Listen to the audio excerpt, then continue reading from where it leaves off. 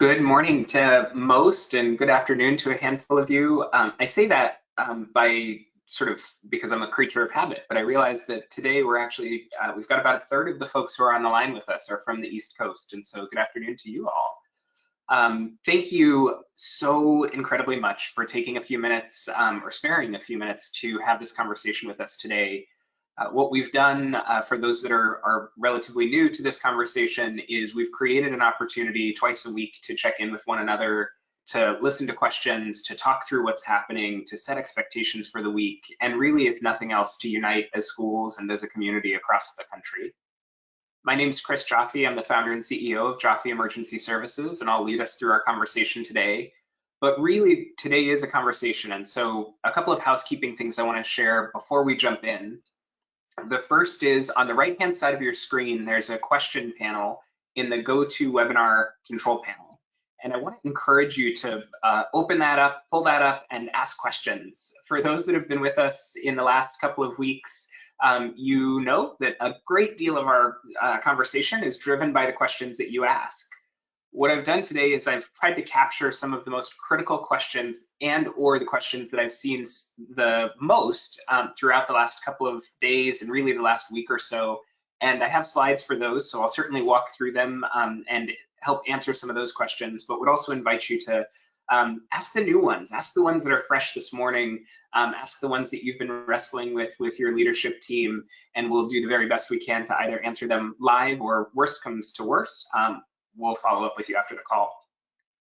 The other housekeeping bit I wanted to offer is just a quick reminder of kind of our sequence. And I want to share also a little bit of the why behind that, because I think it's important, not just for you to understand what we're doing, but really my hope is that you can leverage some of the logic that went into this for us as you think about how you will continue to manage over the weeks and months ahead. We have set up such that we're doing one webinar every Monday at 9 a.m. Pacific, 12 p.m. Eastern, and we're doing an email at the end of the week. We're aiming for Thursday, though maybe Thursday or Friday, that will give you a sense for what to expect for the week to come. The logic behind that is many of you, especially in California, know that when we have wildfires or other events, we might do a webinar every day, or at one point, I think last year we were doing 2 webinars a day. And the reason we do that is to keep everybody informed and to keep questions answered and to make sure we stay as connected as we can.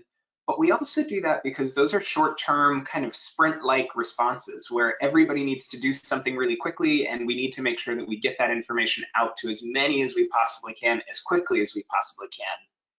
The situation we're in right now, though, is palpably different. What we need to do instead is to sort of build our responses for the marathon, build our strategy for leading through and responding to this emergency or this event in a way that's sustainable for our leadership teams around the country and in a way that keeps us as sort of equipped to manage as is humanly possible. And so for us, we determined that it was most effective for us to rather than try to sort of keep a sprint pace for the whole marathon, to kind of pace ourselves and to use this as one really important part of our conversation throughout the week, and of course the email to be the other. And so I share that with you because I want to encourage you to try to sort of set up a cadence for your leadership team, for yourself, for your community as a whole, that is sustainable and that allows you to keep going for the next few weeks, and that you could actually imagine holding for the rest of the school year. By no means am I saying that we're there yet, but I am saying that I think it's really important that we keep our energy and that we keep our capacity. And one of the ways that we do that is we remember to breathe. This is undoubtedly a really unique circumstance, and it's one that can be scary. And I think when the sense of urgency rises, when there's a case that tests positive of coronavirus within our community, suddenly it can feel really scary. And I want to remind you that then and now and every moment in between, that we all collectively need to take a deep breath. And in fact, I'll invite you to do that with me now. I can't see you, I can't hear you, so we're going to go on the honor system, but I'll ask you to just pause for a second and take a deep breath wherever you are.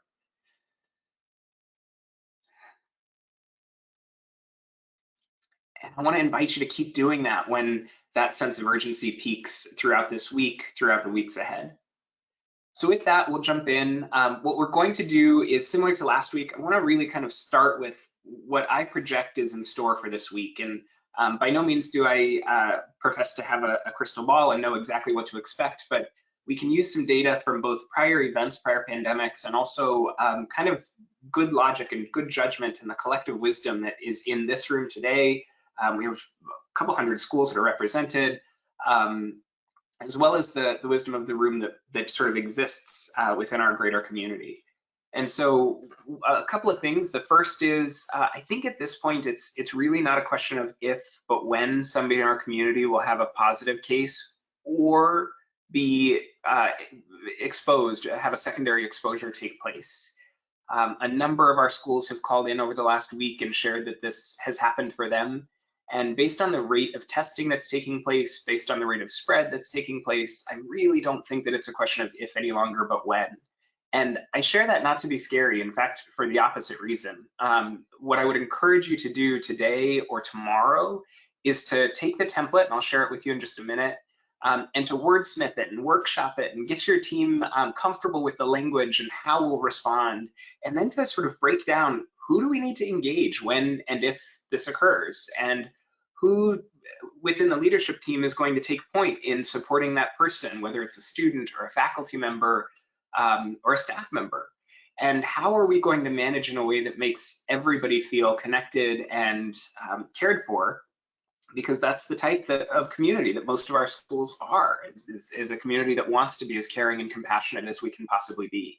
And so my push to you is, again, not out of fear, but really out of preparedness to say, I think we can prepare for this. And I think it's really important that we take a minute or two, or maybe an hour or two, to craft our language, to craft our strategy so that when this occurs, that it's not a peak of urgency or a peak of angst within the community, but instead it's something that we say we were prepared for it, and we execute the plan that we had created.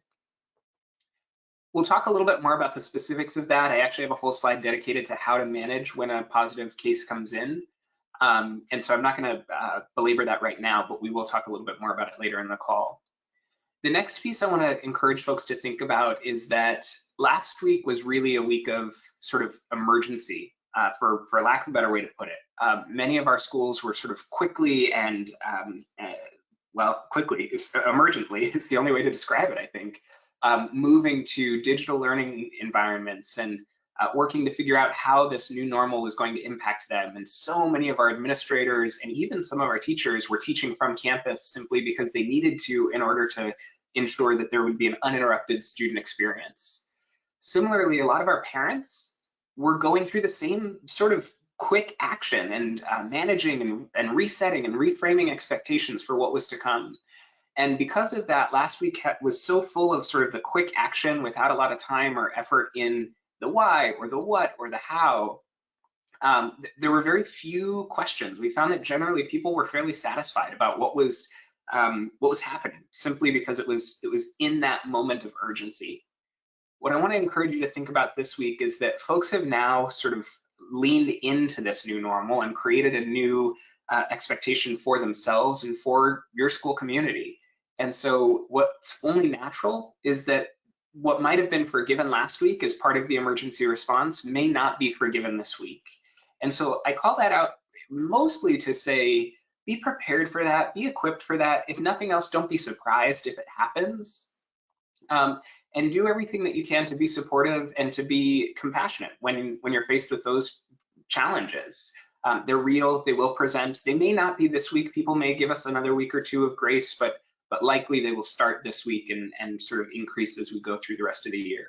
It's this really tough dichotomy of trying to manage for today, which is what all of us are trying to do, while also trying to answer questions from others about what is coming 6 months from now or 6 years from now. And in many ways right now, it feels like we can just barely see what's happening at the end of this week. And so I want to just acknowledge that that's very real, that's very present for each of us. The next piece, we so often talk about the human side, and we're going to spend quite a bit of time today doing that. But I also want to acknowledge that for some of us, we have been isolated now for a week. We've been in social distancing, we've been at home, or we've been in a specific location where we haven't been able to leave. And so for those of you who have been in that position for the last week or so, it's very, very likely that you're experiencing that, and that those sort of challenges that go along with that are no longer novel or unique or maybe even welcome, but that they start to really become challenging for us over the course of this week and next. And so, there was a piece on TV this weekend about folks being short-tempered or sad or anxious or even grateful. But I just want to acknowledge that each of us are human first, and whatever it is for you, it's likely to start to creep up after the first week or so is complete. And so again, be prepared for that, be on the lookout for that, and own it when it comes up, because it's inevitable that it will for you and for your community as a whole. And I called this out earlier, but also just that sort of really important reminder that right now we're planning for the next few days. I'm encouraging schools to try to plan for the next 2 weeks, but I'm also really encouraging schools not to try to plan much beyond that. I think this situation is still so dynamic and so quickly evolving that if we try to plan out 6 weeks or 6 months, certainly that we just don't have the accuracy.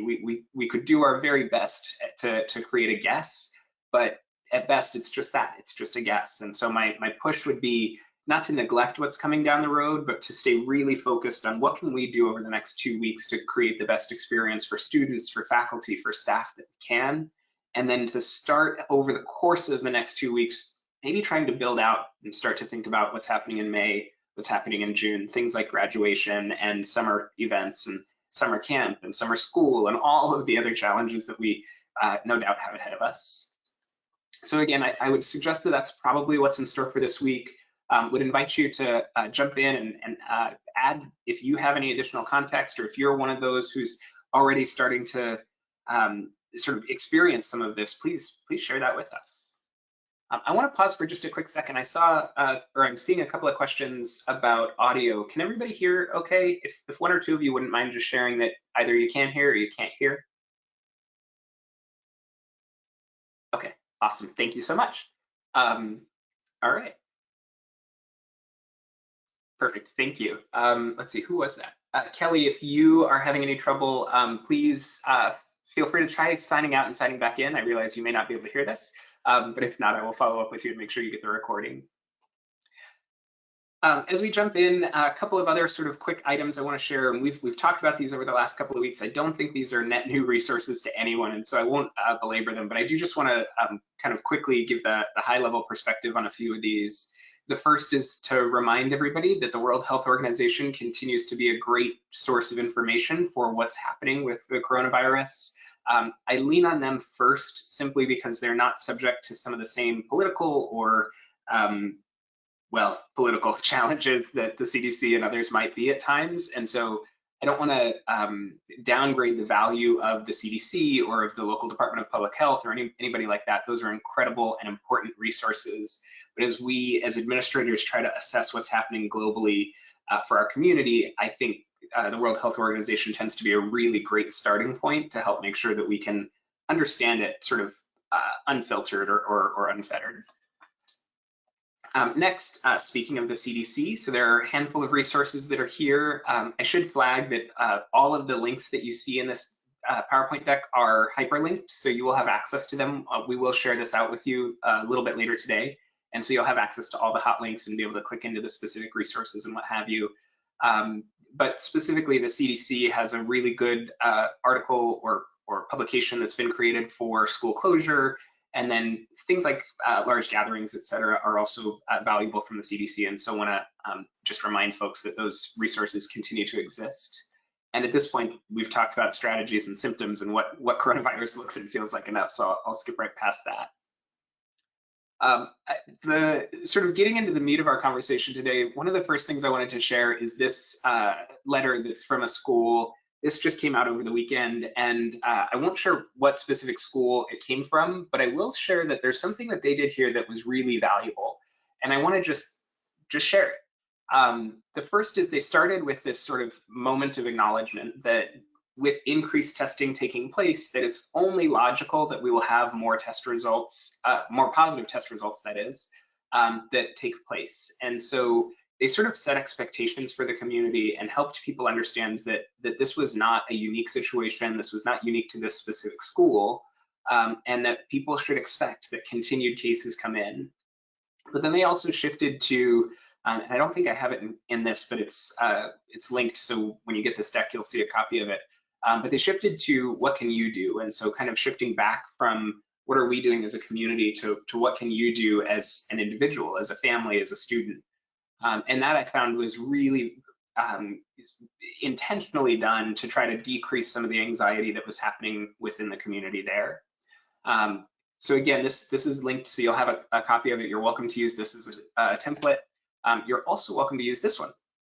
And so as we jump forward, I mentioned at the beginning of the call, it's only likely that somebody in our community is going to be impacted either with a positive test result themselves. And again, that could be student, it could be parent, it could be staff member, it could be contractor, could be any number of folks, but it's only likely that either that will happen directly or indirectly through a secondary exposure. For our folks that are on the call with us from New York, from California, there are significant numbers of folks who are testing positive. And so if you think about kind of what happens, the CDC or Department of Public Health, depending, will sit down with that person who tests positive and they'll say, where have you been over the past X days? I think it's 5 days or 7 days. And they'll sort of do this map where they analyze where that person has been. And so, that person has been on a subway, or that person has been on a bus, or that person has been at the grocery store, or that person has been on campus. And so then they sort of follow that path backward, and their goal is to try to figure out how to best contain anybody who that person might have been exposed to or might have communicated the virus to. And so because of that, again, it's sort of only fair to think that we're going to have some of these exposures take place within our communities. And so I want to just share a couple of things that are key here in managing the response and some of the most important first steps. The first is, of course, when you get that phone call, it's not a phone call anybody wants to get. It's also absolutely not a phone call that anybody wants to make. And so if you could put yourself in a parent's shoes, many of you may be parents yourselves, having to call your child's school and share this information, or as a staff member, there may be a level of embarrassment or a level of fear that they didn't follow the social distancing expectations correctly. There may be any number of responses that are taking place for that person as an individual, not the least of which are fear that this virus is really scary once you contract it. And so I want to just encourage everybody to sort of answer the call with as much empathy as you possibly can. And then one of the things that you can do that quickly helps you and helps that person kind of set expectations but feel comfortable too is to ask if that person is willing to share information. Essentially ask permission before you keep going in the conversation. It's really, really easy to get that call in to say, okay, let's start talking about next steps. Where have you been? Who have you been exposed to? Who have you talked to? Who else knows, right? And we can jump into our list of questions, and that's natural and it's fair. And for those of you who have experienced this already and perhaps already done that, don't want to fault you for it. It is absolutely natural and to be expected. For those that face it over the course of the weeks ahead, I want to encourage you to stop after you've heard their information and say, is it okay if we keep talking? Can I ask you some additional questions? I'd like to get a better sense for how we can support you and what we need to do within our community. So is it okay if we keep talking and I ask you some more questions? Shifting it to be a conversation of choice is a really, really valuable dynamic change for the person who's making that phone call. The next piece is we have to communicate. I've gotten a lot of questions about whether or not we need to communicate since school is closed. And I don't necessarily want to, I'm always hesitant to make broad form recommendations like this, but I would say that I at least lean toward communicating even though school is closed. And in each of the individual conversations that I've had, I've made that recommendation. I haven't yet said, no, we don't need to communicate. It's not to say that all the schools listened, but that's at least the perspective that I've taken. And the logic behind it is, schools are organizations of connection. And so students are going to talk and parents are going to talk and faculty and staff are going to talk. And so I find that more often than not, the word is going to get out anyway. And so oftentimes it's most effective if we just come out and say it. At this point, again, we can lean on the fact that we expected this. This is not a school-based crisis. This is our partner Jane Hulbert at the Jane Group often says when there's an emergency happening somewhere else, don't make it your emergency. And that's kind of what this is. It's it certainly is our emergency once a community member has it, but the global challenge that we're all facing is not the fault of or the responsibility of the school. What's our responsibility is what we do with that information once we have it.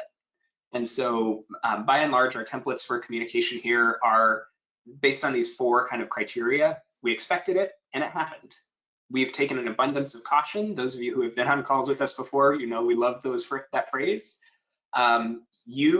Right, shifting it back to that person should continue to do social distancing, limit play dates, limit engagement, use Zoom, et cetera, et cetera. And finally, if you feel like you're sick or you feel like there's a risk you might be, or maybe you feel like you've come into contact with somebody who's tested positive for coronavirus, then you should seek care from your physician. And so again, kind of shifting the responsibility for action back to the person or really the community in this case, because it's probably a broad form letter.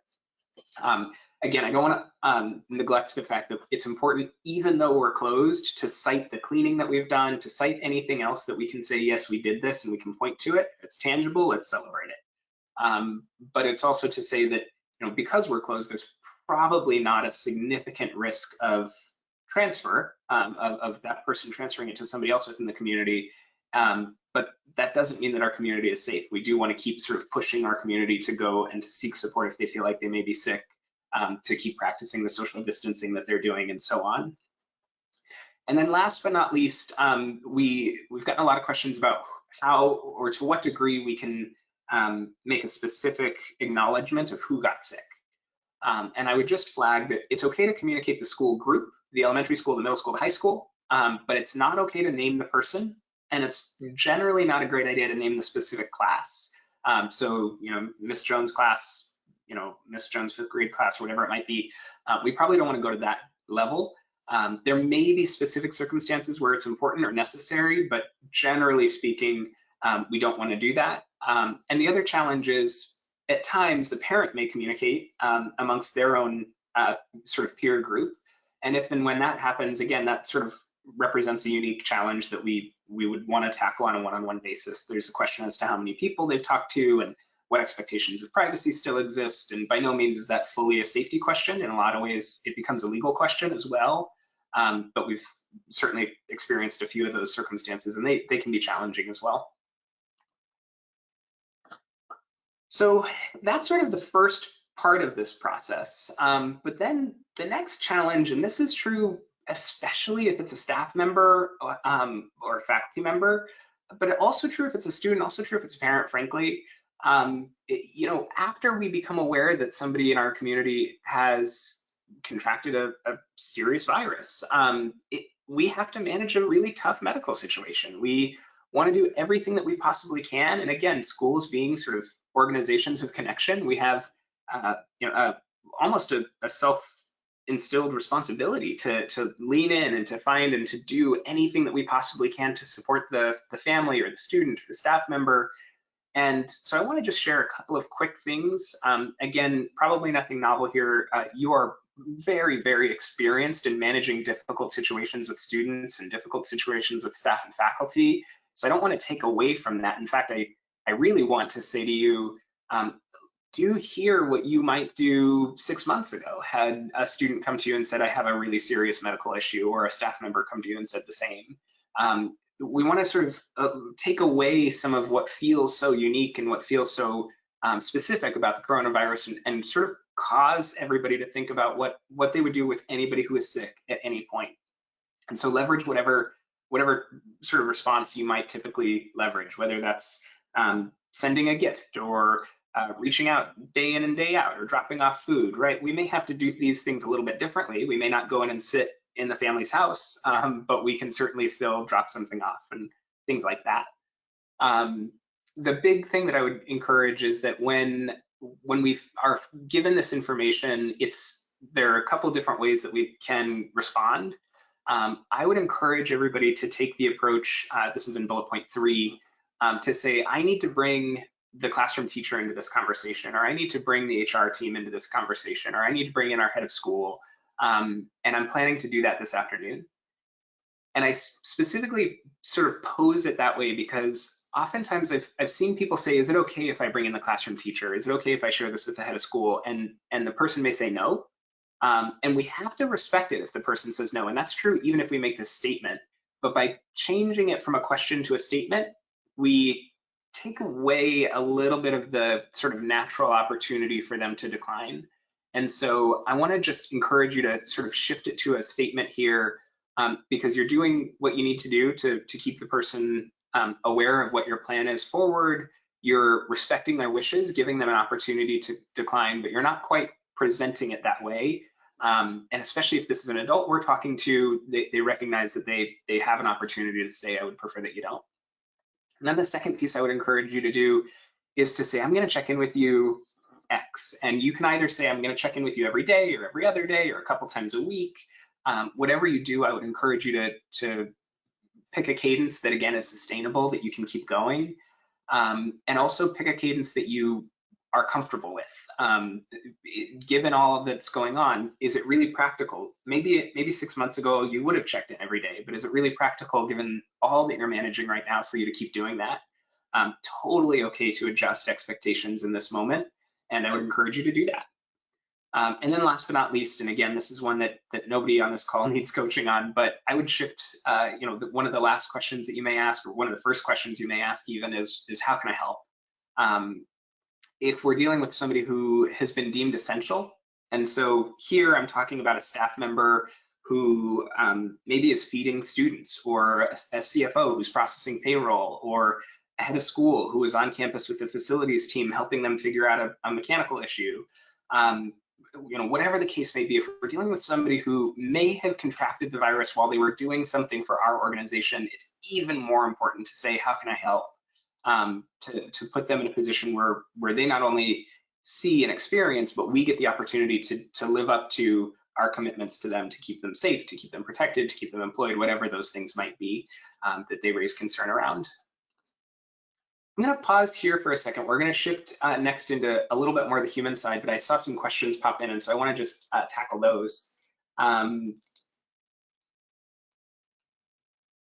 Ooh, Tracy, that's a great question. Tracy's question is around re-enrollment. I think we'll tackle that one towards the end. I'm just going to jot it down so I don't forget, because that does, it treads a little bit outside of our lane, but I have some thoughts that are inside our lane that I think we can talk about a little bit.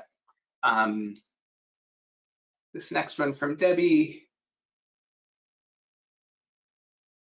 Oh, Debbie, this is a great question. I think we'll talk about this a little for everybody, though. Debbie's question was, is it better, as we continue to think about or try to reestablish what the new normal looks like, is it best for an entire city to reopen at the same time, or will it be better to reopen in stages?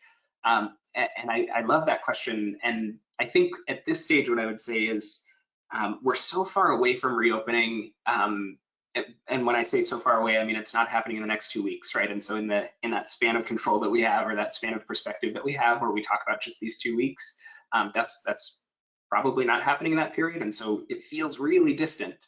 But yeah, I can imagine a world where cities sort of unroll, if you will, their current stay in place, shelter in place, lockdown, safer at home, whatever the order is, where perhaps first restaurants might reopen for seating, and then schools may reopen, and then other businesses may reopen. I can certainly see that, and could imagine a world where that takes place. I'll talk a little bit more about what I expect to have happen when we start to return to school in the next couple of weeks.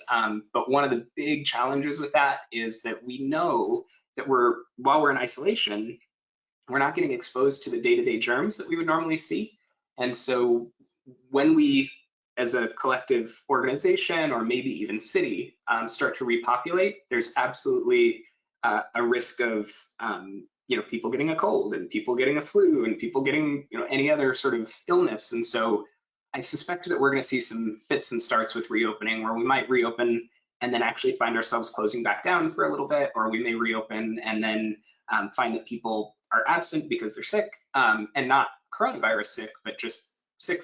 And so it's going to be an interesting time as we sort of shift back into that new normal at some point.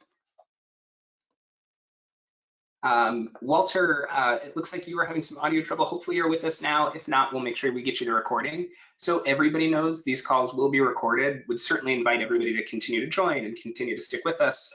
That's the best way to get questions answered. But we will also we are recording, and then we'll share these, both the deck, the recording from the call, as well as any of the key resources as part of a follow-up email on Monday afternoons. Tracy, that's a great question. So some questions around laying off employees versus the school paying them, trying to understand what the new rules are. A really, really great question. I'll see if I can link to a legal resource that's been presented to us and share that with you this afternoon.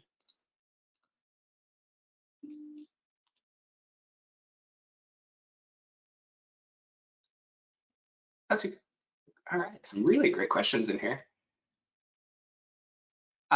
Couple of questions around supply donations. Hi, Pamela. Those are great. So a couple questions around supply donations. Looks like Pamela and Tracy as well. Different Tracy. For those that are either, so two things may be happening. Either you may need support, you may need some stuff, whether it's computers or food or any number of other resources. And then additionally, you certainly may have some stuff, and many communities have come together and created donation boxes or donation drives even. And there are some really great resources for getting those things out to the people who need them most. So we'll share a link this in the email this afternoon to make sure that everybody knows where and how to get those distributed best.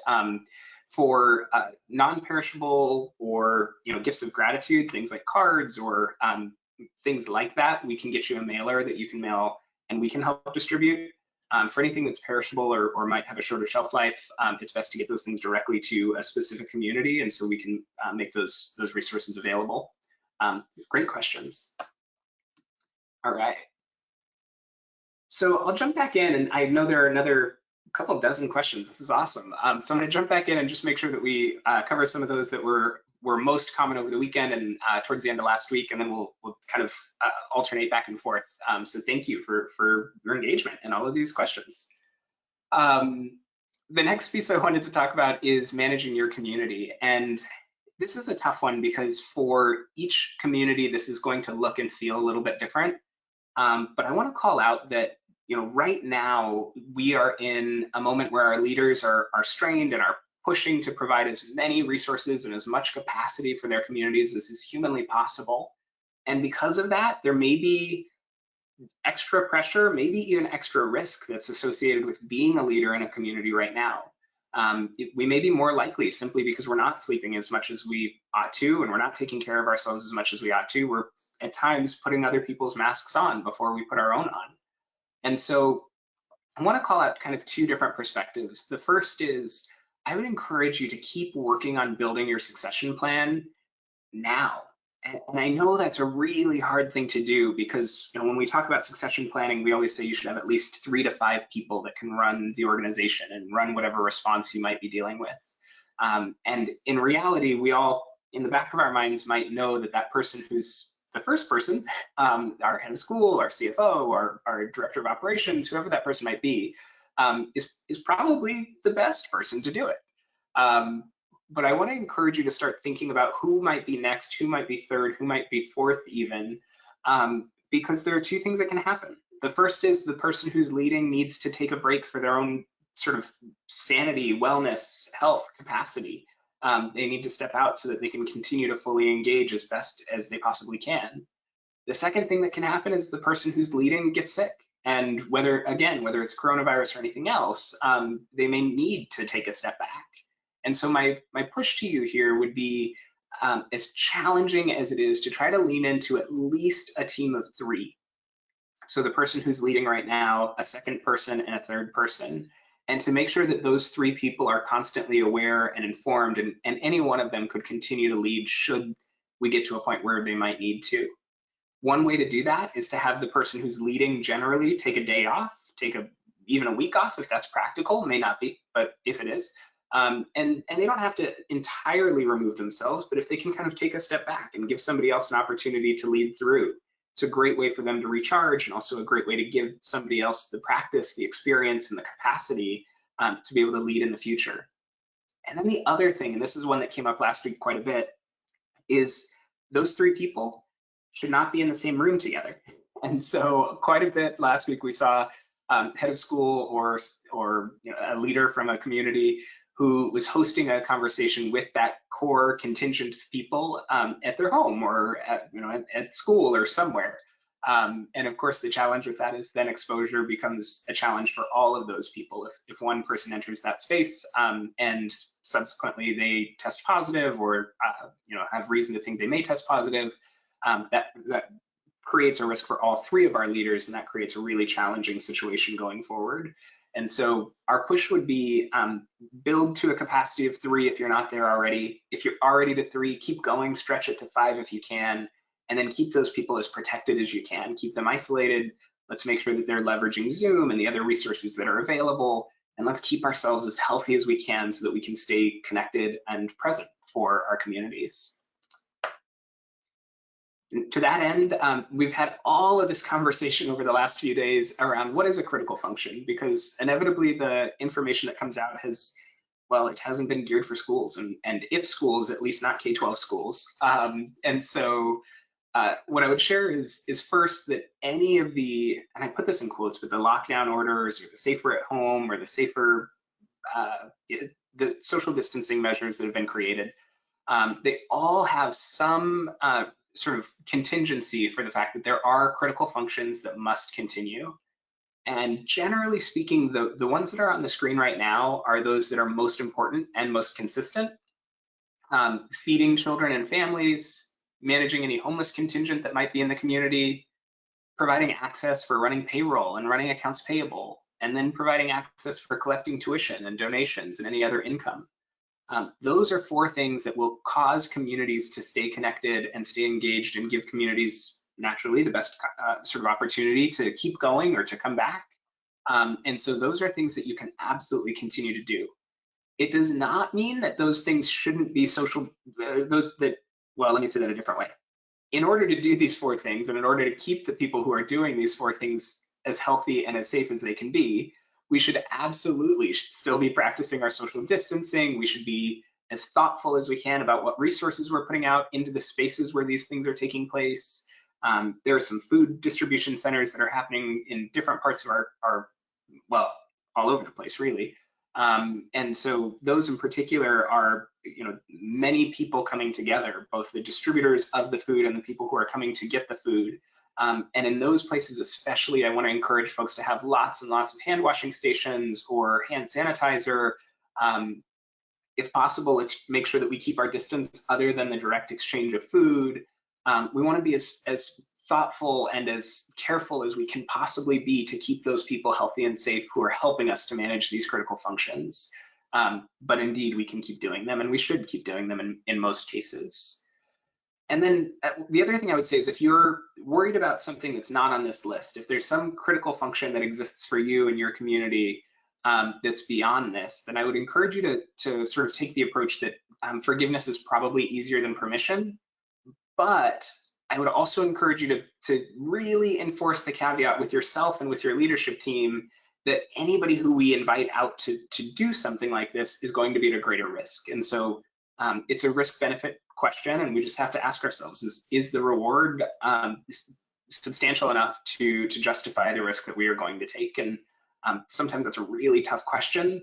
One way to help manage that question is to get the people who are as healthy as they can be to be those people who are helping us manage these functions. So put differently, leveraging people that don't have pre-existing conditions, or leveraging people who are relatively younger. And we've had a lot of conversation around what the age group is that's most impacted.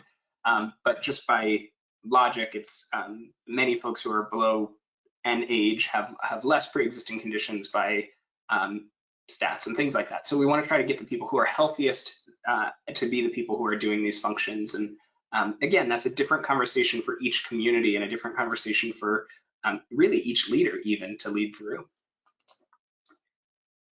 And then the other question that came up last week quite a bit was this idea of deep cleaning. And so, what is deep cleaning? I saw an article that that was rather comical, and I think we've linked to it in the resources section on this deck, so you'll have access to click into that. But in short, a deep cleaning is a way for us to say that we've done something different and a way for us to do something different. Our vendors are probably going to charge us more, and it's a step that we can take. I want to sort of remind folks that what we're looking to do here is not use different chemicals or use different strategies or use different people even necessarily to do this cleaning. What it's really about is wiping the surfaces that exist and doing the best that we can to especially clean those surfaces that many people have touched before we closed school, or for those that are still coming to school for those critical functions. Then we need to make sure that we're wiping down those surfaces regularly. But we're using the regular cleaning products. We're not using anything fancy. We don't need to be looking for anything different generally than what we would typically use. We're just going to use what we normally use, and we're going to wipe surfaces down more frequently if people are still in the space, and more thoroughly if people are not. And the last thing I would say is, there have been a bunch of different articles, and I'm not sure that anybody really knows at this point what the longevity is of a coronavirus germ, if you will. But it seems likely that if schools closed for a couple of weeks or 3 weeks or 4 weeks, that those pre-existing germs, the stuff that was there beforehand, should die by the time we get back. And so again, cleaning is really important, and it's important because it's something that we can do, and it's something that we can celebrate that we have done. But generally speaking, our campuses should be relatively safe. And so again, happy to talk one-on-one around some of the specifics there. But as a general rule, I want to encourage folks to sort of keep doing what they're doing and do it either a little bit more thoroughly, or a little bit more frequently. Ooh, going backwards. So this gets us back into some of the questions that we answered last week. I don't plan to dig too deeply into them, but do want to have them handy in case similar questions come up this week. And so I'm going to jump back into the question panel here. Annie, this is a great question. Oh, this is a really great question. Okay, so Annie's question was, are you going to address succession plans so school leader gets sick? I suspect that might have been right before we jumped into that conversation. But this got even more interesting. So she then asked, what about the board getting sick and we now can't get a quorum to make any decisions that need to be made, or do any voting that needs to take place? Great questions. I would say the component that's within our space and our lens and lane is really, what can we do to prevent that? And so first, can we ensure that our board, anybody who's critical within our community, is adhering to the social distancing expectations? And so I would work really hard there, and I think I would work really hard there now, right, proactively. The second is, depending on the level and the type of sick, we may or may not be able to have folks gather on a conference call, maybe a video conference, et cetera. And in fact, at this point, we probably should be doing all of those meetings that way. Again, there may be reasons that boards have to come together, and I've heard a couple of arguments that those are critical functions, and so they should be allowed. Given the level of importance that those people's health plays on our community's ability to be sustainable going forward, I think it's really important that we do everything we can to keep them protected. And again, that's our leadership team, that's our teachers. I'm not suggesting the board is actually any different than any of the other critical people within our community, but do want to underscore that all of those critical people in our community, we need to do everything we can to keep safe. So I would start there. I would say the second piece is, if we don't already have a plan in place, it may actually be time to convene either a board or a leadership team, and to say, if so-and-so can't lead because so-and-so is sick, or then here's our list of who's going to lead next. And if there are any criteria that we want to put around that, they can't make financial decisions that are greater than X $1,000, or they can't make any staffing changes that are above the level of division director, or whatever it might be, that we perhaps think about that and document that, and then vote on it now and make those decisions now, so that we are equipped if and when that takes place. I can't underscore enough the fact that I think often our leaders are swept up by this important notion that leaders eat last and leaders have to care for others, and that's so critical and so important day to day and so important even now. But it's also really, really important that our leaders provide self-care, and that they sort of put their own mask on before managing through some of the other challenges that they're going to be faced with. Because I mentioned this last week, but there's no question that the next couple of weeks will be really challenging. But as we get back to school, whenever that might be, that's also going to be really challenging. And that's a time where we are going to need our leaders to be able to be present and engaged and wholehearted. And so I want to encourage folks to be sort of thinking ahead to those moments where they come back to lead their community through what's next, because that part can't be understated. It's really incredibly important. Carolyn, the number of people in the room. Carolyn, I may misunderstand your question, so if I get this wrong, please feel free to share.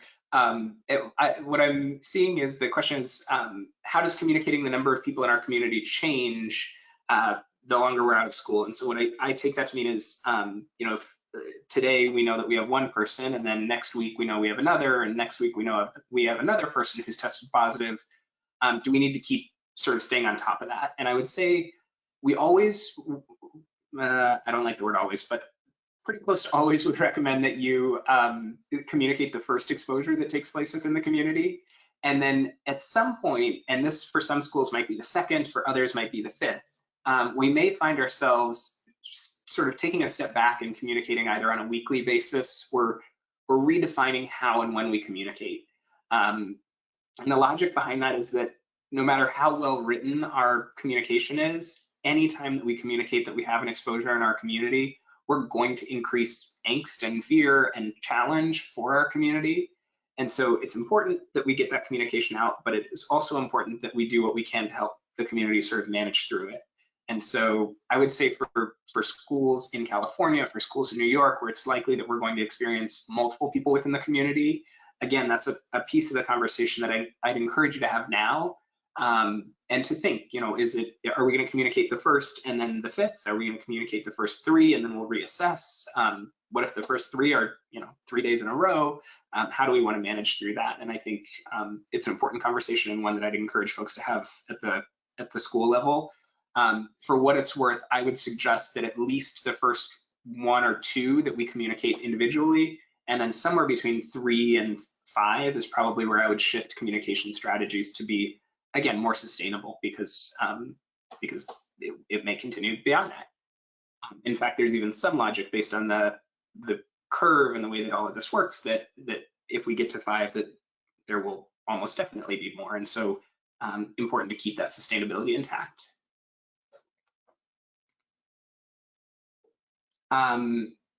Oh, that's a great question. So Kathleen's question was sort of the opposite of this. For those of us who have been out of school already for 2 weeks or longer, and that will certainly continue, then certainly the need or the level of urgency associated will probably decrease a little bit along with time, essentially, right? And so when we communicate today that we had an exposure, one of the things that we can say is that we've been closed for a week or for 2 weeks, and that becomes even more true a week from now, a week from then. So once you've been closed for 2 weeks, then the risk of an at-school exposure is really, really small. And so it's okay to share that and to cite that and to talk about that. That's a great question, Kathleen.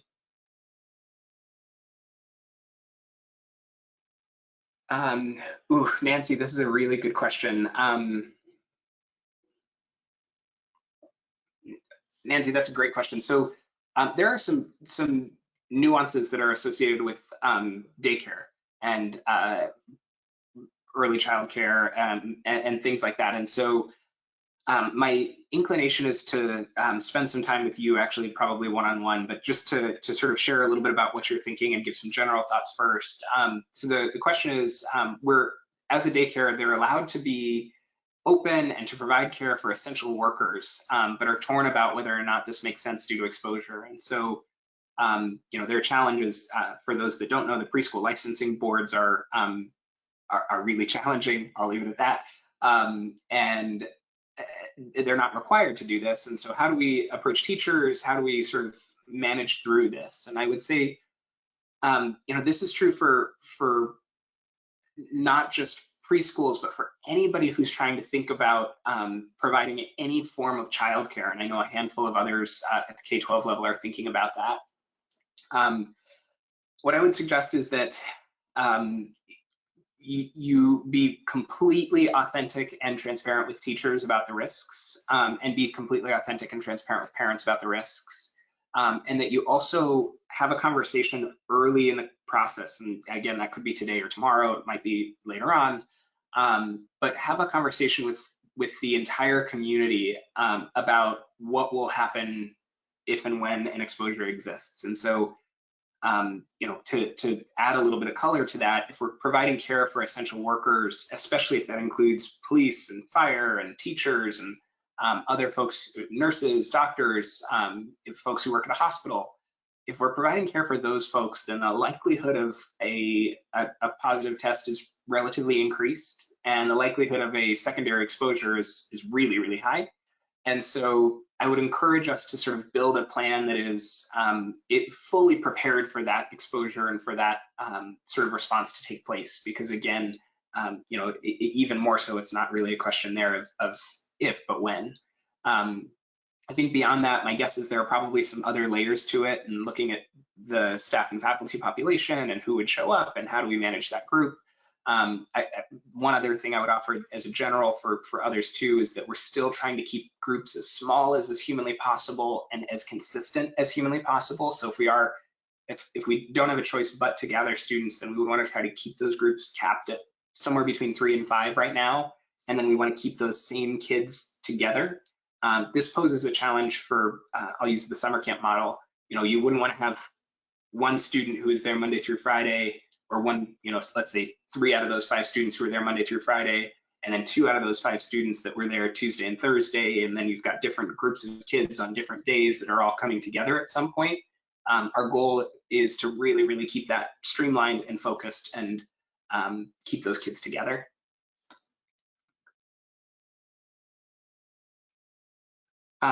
Stephanie, that's a great question. So Stephanie's question was, because schools are out, do we still need to communicate, essentially? And Stephanie, I would lean towards yes. And again, this is not by any means an edict or a requirement. Each school is going to make their own decision here. And it's also not to say that there are not unique circumstances that may exist within a single school community.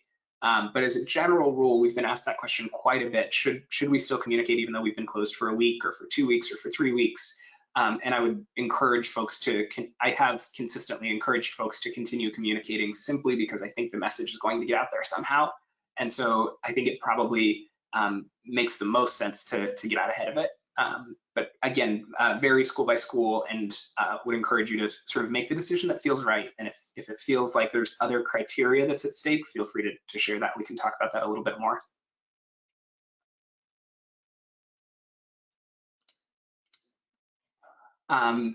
Rose, this is a great question. So just before we started this call, LAUSD, so the Los Angeles Unified School District, announced that closures were going to be intact until May 1st.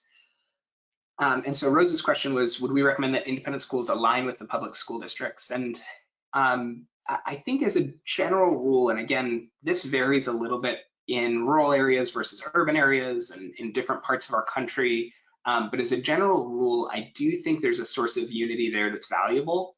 And so I would encourage folks to try to align with the public school district as long as what the district is doing feels equitable and sustainable for you. And so, put differently, I wouldn't want anybody to make substantial sacrifices just to sort of align with the district. And I also wouldn't want anybody to sort of knee-jerk into reopening too quickly because of what the local district is doing. But I do think there's an opportunity for alignment that exists there that certainly is something that we can point to. And when it comes to managing parents' angst and anxiety, it can be a really, really good strategy for us to be able to say we're in line with the local district. And even though that parents may not have a relationship with the local district or may not feel compelled to follow anything that the local district is sharing, it gives us the ability to point to it. And that's a really tangible thing to talk about and to point to. So as a general rule, I would say yes, I think we would recommend that you try to align with the local district as much as possible. The one other caveat that I would offer to that is that some districts, and this is evidently not true in the LAUSD case, but some districts have not yet, had initially closed through the end of this week and have not yet communicated any intent to change that. And indeed, we may see that same thing take place as we get to the end of, I think LAUSD said May 1st. So as we get to the end of April, we may see the same thing here where they may not be ready to make their decision yet. And so I also want to just call out that I don't think anybody should be completely reliant upon what the district does or says, because there may be a point where we need to make decisions before they've released their public information. And so I think that's a worthwhile part of the equation to factor in. But yes, as a general rule, long answer to a short question, I think a good idea to align with the district.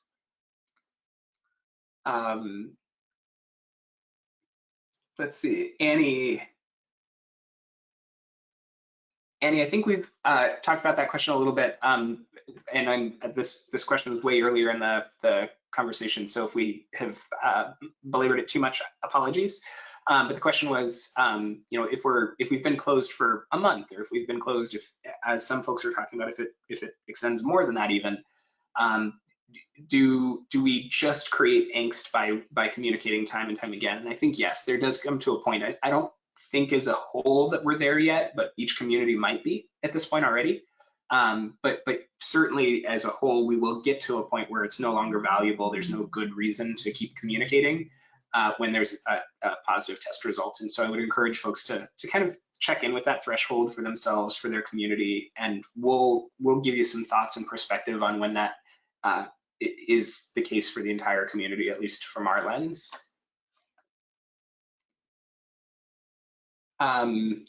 Walter, this is a great question. So this question is, some schools have closed their building fully and some have kept them open for IT or security or facilities. What's best? This is a great question, and it's one that applies to everyone in some way, shape, or form. What I would offer is that best in terms of isolating and preventing the spread of this virus would be for everything to stop. And so if practical and possible, it would be most advantageous for every single person to be isolated at home and safe, where they can monitor themselves, monitor the people who are coming and going, and we would be away from school entirely. For anybody for whom that's practical, I think that's absolutely what we want to do. But we also recognize that for facilities, for example, this may be a time to fix the generator that needs to be repaired rather before the summer hits, or any number of other specific tasks that not only may be easier but actually might be critical now to have happen. And so the question really becomes, what is most critical, and what are those things that we just can't get by without? And if those things do need to happen from campus, then certainly you're welcome to do that. And we'd invite you to continue to do that. And again, the things that typically fall into that list are things like paying bills, or making sure that the security system is armed at school while we're not there, or if there's a water main break, then we've got to go to school to correct for that. And if there are things like IT that can be done remotely, then certainly we would encourage you to do them remotely. So I know that's still sort of a vague, full of gray area answer. That would be my big push. I want to be sensitive to time. I recognize we're getting close, so I will keep answering questions, and then anything we don't get to together, I'll also answer by email a little bit later in the day. But I want to just take you to our next steps page and just kind of share with you what to expect for the rest of this week in terms of our engagement as a collective community. So the first is on our website, we now have 3 distinct pages that are dedicated to the coronavirus. And so the first is an updates page. That'll be where emails and other information, webinar links, all that kind of stuff will be continually uploaded. FAQs is just that. It's a page of all the questions that are coming up the most. So we're tackling probably dozens of questions a day, maybe hundreds some days. That might be a little bit of a reach, but lots. Anything that comes up more than 5 or 6 times, we're posting there. And I'm also trying to post on Twitter to just get the information out there. And then we also have a resources page that is loaded with links and documents and all sorts of other stuff that we would encourage you to take a look at when you have a moment. Beyond that, we will send an email on Thursday or Friday with updates from this week and some of what to expect for next week. We will be back together for those that can join us at 9 a.m. Pacific next Monday. And our general kind of Q&A cadence is starting to really come together. If you ask a question by Sunday, we'll make sure that it's answered by Monday. If you ask a question by Wednesday, we'll make sure that it's answered by Thursday. So the Monday answer will be on this call, and the Thursday answer will be through the email. And if you have questions in between, you're welcome to tweet me. My Twitter link is here. Again, it's a hot link, so you'll be able to click it. It's just Joffe Chris, so you're also welcome to add me there as well. Or you can also email them into support@joffeemergencyservices.com. Again, for everybody who's with us, thank you for taking some time out of your day to connect, to ask questions, to come together. And I hope you have a safe week, and I hope you have a healthy week. We'll be back together later in the week by written communication, and then on Monday in a similar call. So please feel free to stick around. I'm going to answer at least a handful of additional questions that have come in. But for all those who need to go, thank you and have a safe week.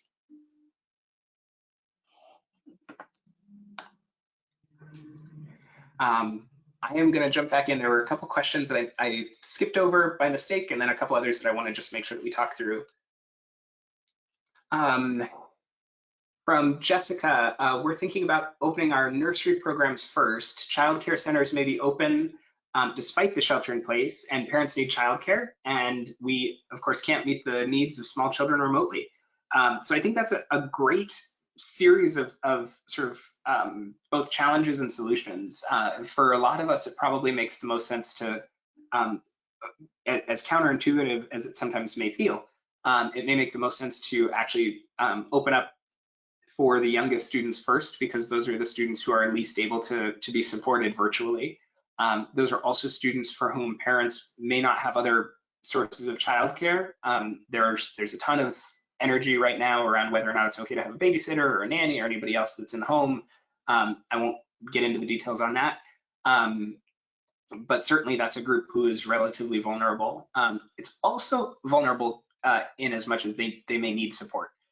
It's also a group that, interestingly, is more resilient. And so in terms of the risk to them themselves, it's fairly low. What I would offer is that any student, 0 to well, any student, we should be looking at what their medical history is and be as thoughtful and open and candid with their parents and their families as we can possibly be. I specifically want to call out students who may have Crohn's or diabetes or childhood cancer patients, kidney, liver, organ transplants and disorders, et cetera. Students who have those types of experiences with them may need some additional care if they're going to come to school, and in many cases may not be able to come to school until this is truly all concluded and we can do more to keep them safe. And so I would call that out as a group that is probably going to, if nothing else, at least have to be treated differently and cared for differently. And then I would also offer that, again, and we talked about this a little bit with, I think, another daycare population, I think it might have been Nancy, the expectation at this point is that that group is probably going to be impacted at some point. And so if that means that, if we do have a positive test result, if that means we're going to need to close for a period of time and move into quarantine, if that means we're going to need to shift plans in one way or another, I would just want to get out ahead of that with parents so that they don't become so reliant on it that they don't have another choice. So again, not to say that we shouldn't do it. In many cases, I think it can be done, and it can be done in a way that's safe and healthy. But it is to say that we want to make sure that we can be as supportive and proactive in managing for this.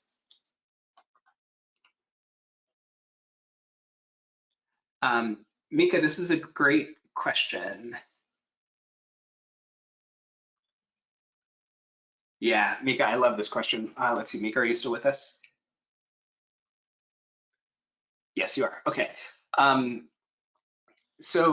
Mika's question is, I'm going to paraphrase a little bit, essentially saying, look, I get it that you're telling me not to plan for more than 2 weeks because we don't have any sort of foresight yet into what is going to happen next. But isn't consistency also a good path? And isn't it more ideal that we communicate expectations for the next 3 months while we work to figure out kind of how we're going to get there?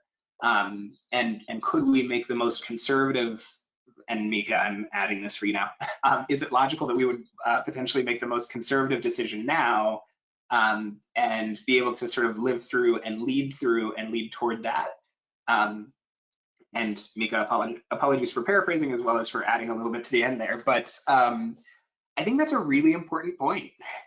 There are, when we experience wildfires and earthquakes and hurricanes and other natural disasters, one of the things that our child psychologists say the most is that consistency is key, and that we want to try to create this new sense of normal as fast as we can, and then we want to lean into it wholeheartedly and stick to it. And even if things might have to shift from it, that we shift from that new normal instead of shifting the new normal, if that makes any sense. So, okay, we might be doing remote education, and if we're going to come back, that we come back as a special day instead of trying to encourage people to say we're coming back um, and sticking with that, right? And I'm not explaining that well, but the push is really how can we create expectations and then live up to those expectations for the community. Um, and so I think that is a community by community decision. And in some cases, I think it may be best for the community to say, this is what we're going to do, and to go a little bit more conservative perhaps, and maybe stick with that for a little bit longer. And so, at this point, probably the most conservative decision would be to say we're going to be closed through the end of the year. And, our campus at least will be closed through the end of the year, and we're going to have remote education through the end of the year. And then could we, walk that back down the road? Certainly. Could we have the ability to walk that back, but choose not to? Absolutely. And so for some communities, the answer might be it's more effective for the community, more impactful for the community to be able to sort of look ahead and say, this is what I know I'm going to experience over the course of the next few months. For what it's worth, I find that the communities for whom that's most helpful are the communities where we have the highest concentration of physicians or nurses, police, fire, government personnel, essential workers, people who sort of need now to think ahead about how they're going to manage to do their own jobs over the course of the next few months. And those are the people who appreciate most that level of consistency or that level of clear expectations. Not to say that everybody doesn't appreciate it, but those people appreciate it the most. And so depending on what your community looks like, that might be a valuable perspective to take. Mika, that was a great question. Thank you for asking that. With reopening, so this is from Jeffrey. This question is, with reopening, should schools consider staggered starts? Would we consider looking at the elementary school opening first, maybe even looking at like Monday, Wednesday, Friday, or Tuesday, Thursday? Or could we look at kind of structuring our starts so that we're, and again, Jeffrey, paraphrasing a little bit of additional perspective here. But I think one of the aims there would be to limit the total number of people who are on campus, and by limiting, we're also limiting the potential risk for the community. And then also we're giving ourselves a chance to kind of walk into this new normal. I think it could be a really good idea. It'll depend on each community, and I imagine each community will probably handle it a little bit differently, but potentially it could be a really valuable way to get the youngest students back, those who are going to respond least effectively to the virtual learning environment, and also to kind of get reaccustomed to some of the school-based stuff that we have to do. So our facilities teams are back at work, and our security teams are back at work, and our leadership teams are maybe back at work, maybe not yet, and to kind of give ourselves some time to enter or to repopulate our school in a way that's a little bit more staggered could be really valuable. At this stage, I wouldn't say that we would offer a broad recommendation that everybody should do it that way, but I don't think it's a bad idea for anyone to choose to do it that way by any means. Great question. All right, I think that does it for most of the questions. I know there are a few on preschool. I see a couple on FMLA and Family First Coronavirus. And so, Josh, actually, let's see. Josh, are you still with us? I don't know if you're still there. Yes, you are. Josh, your question was, can we have small groups at school while maintaining social distancing? And specifically kiddos who are not completing work right now. As a general rule, I would say probably not. It's going to depend on age group, and it's going to depend on what state you're in. And Josh, where are you, if you wouldn't mind? You don't have to say what school, or I won't say out loud what school, but what area of our country are you in? While I'm waiting for that, the logic behind this is the group of students, especially in this case, the group of students who are not compliant or who are not doing the work that they're supposed to be doing is probably a group that will evolve over time. And so we want to be really mindful of keeping, if we were to do small groups at school, keeping those groups really, really tiny and really, really constant. That would be the safest way to do it if we needed to. And I would also say there are probably some other strategies that we could consider first. And I don't know what those are as a I'm a safety person. But I would wonder if perhaps engaging with the dean or principal, or if there were, maybe a family dynamic conversation, I would wonder if there were other ways that we could try to encourage them to get work done or to support them if it's a question of not having the supports that they need. I'd want to try to unpack the why a little bit more before we bring them together, solely because I think bringing them together presents enough risk that we want to do everything we can to avoid it. Having said all of that, if we absolutely can't avoid it, if it's just got to happen, then I would try to keep those groups to no more than 3 to 5, and I would keep a single adult and those 3 to 5 kids together as much as is humanly possible. And again, that's not a great answer because it's a tough situation, but I would say that's probably our last resort if we needed to go to it. And Josh, yeah, so the question is around sort of equity in the decision, and also you're in California. So depending on northern or southern, you may or may not actually even be capable of doing that. I think in the 5 counties in the Bay Area, I don't think that school is considered as a part of that actually educating kids is considered as a part of the, and I quote, essential functions. Again, not going to talk about whether or not that's okay. But I actually believe that in those 5 counties, you're excluded from having kids on campus at all. I will double check that and let you know if that's not the case. In LA, I believe you would be technically able to, or in the LA County area, I believe you technically would be able to. I would still try to see if there are any other sort of mid steps that you might be able to conduct prior to doing so. Really good question. All right, so I think I'll stop there. Thank you to all who kept going with us. Actually, more than half stuck with us, so thank you for that. There are a couple other questions here that we'll make sure that we follow up on by email. Again, we'll post the questions that come up most frequently. There are certainly a handful that have come up today, kind of in droves, and so we'll post those on the FAQs page. I can't underscore enough, we're here for you, we're here with you. And happy to check in either on broad questions that may impact everyone or really specific questions that might just impact that one student or that one teacher. I hope you have a safe week. I hope you have a healthy week. And I hope that you have a sustainable week, both for you as a person and for your school and community as a whole. So thank you again, and we will talk to you next Monday at 9 a.m. Pacific.